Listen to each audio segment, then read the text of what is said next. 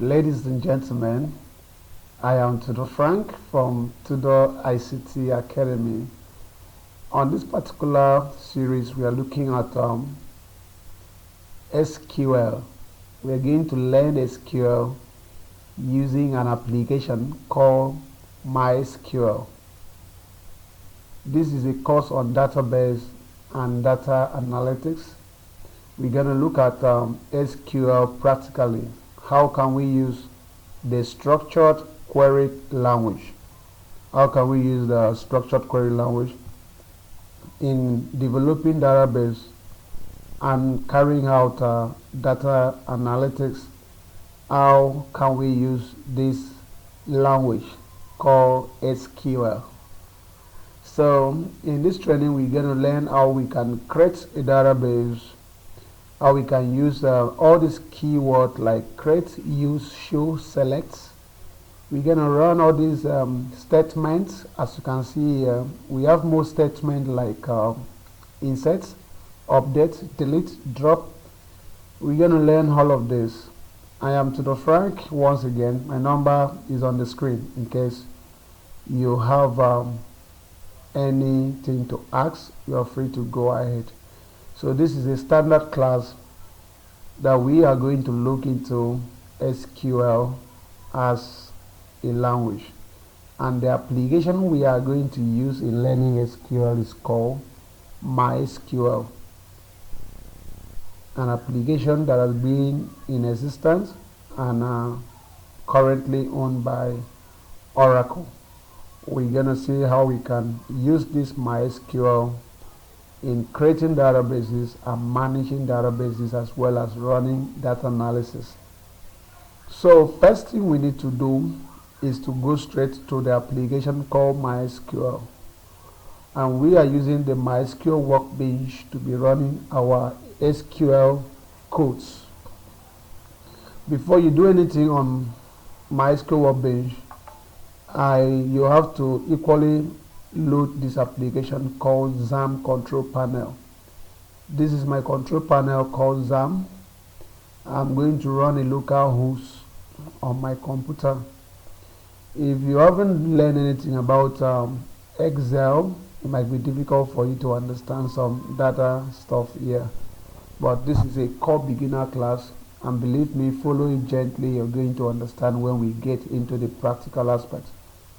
In order for you to use MySQL perfectly, you will need to install the software called MySQL Workbench, and you will have to install the control panel called XAMPP. So I will go ahead and start my aperture. Then I will start MySQL. That's the first thing you do on XAMPP. You start these two applications, Aperture and MySQL. You have to be sure that the two applications are running successfully.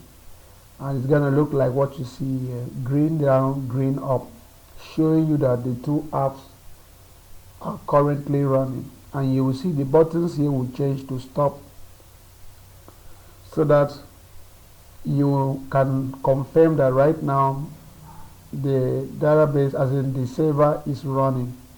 This is the local host, so we are hosting our database on the same computer we are using now.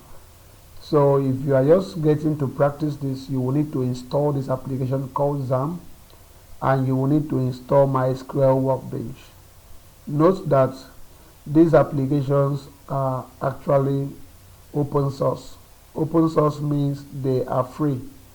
So if you want to learn this software, you want to learn this MySQL, you're going to contact me privately to help you with the source, with the source file, so you can actually run the installation, and I will guide you through the installation process. Now let's get straight to the class. I would like to minimize this since it is running. For this class, I'm going to create a new connection for it. I don't want to use all this existing connection. So you come to where you have MySQL connection, and click on the plus sign here. By clicking on the plus, it's going to load this environment. So I will just call this SQL class. I would like to call this SQL class. Then I'll leave everything the way it is. You can see here is standard TCP/IP. We have the host name 127.0.0.1, which is normal for local hosts. The account name is root.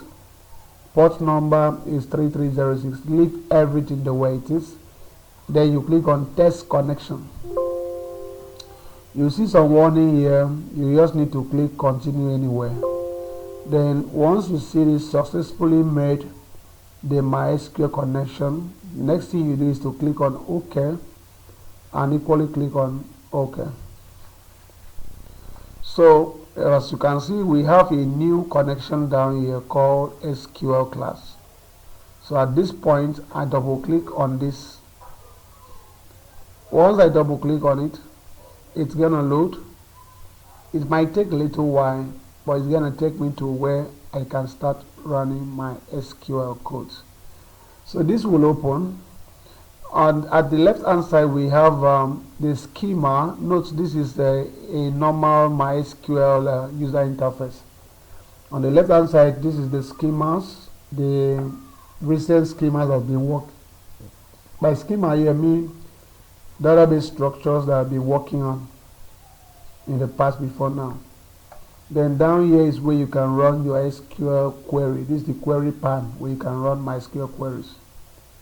Then down here is the output, that the output of the query is going to display with a message right here. Then you can bring up this, which is actually the SQL additions. I don't need it, so I can click here for it to disappear. If you don't need these schemas as well, you can click here for it to disappear. And if you don't need the output, the action output, you can click the middle of this to get it disappeared.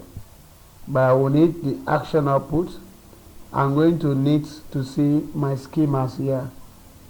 So we are going to continue in the next video guiding you on how you can run SQL queries, and we are going to do everything using this raw data as explained earlier. We are going to use this sales data to see how we can create a database for this. Thank you very much. I am Tutor Frank.